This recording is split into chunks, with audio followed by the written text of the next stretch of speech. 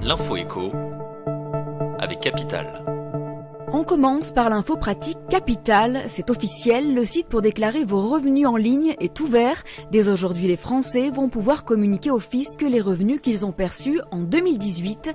Une obligation pour tous les foyers, imposables ou non, et ce malgré l'instauration du prélèvement à la source. S'il n'y a pas de grands changements, Capital a recensé quelques nouveautés à connaître pour cette année. Parmi celles-ci, de nouvelles cases apparaissent pour renseigner vos revenus dits exceptionnels.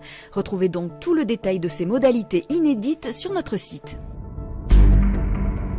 On passe maintenant aux chiffres du jour. 20 934, c'est le nombre d'internautes qui ont vu leur ordinateur attaqué par un virus en téléchargeant un fichier lié à Game of Thrones en 2018.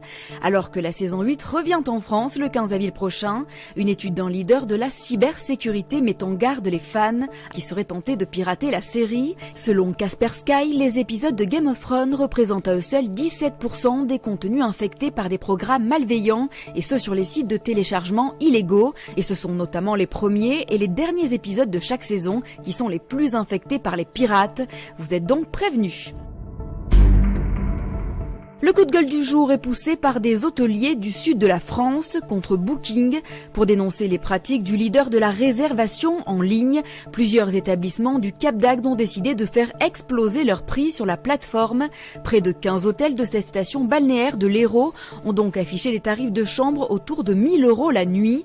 Leur objectif est d'inciter les vacanciers à réserver directement sur leur site et ainsi d'éviter le prélèvement des commissions de Booking qu'ils jugent trop élevées.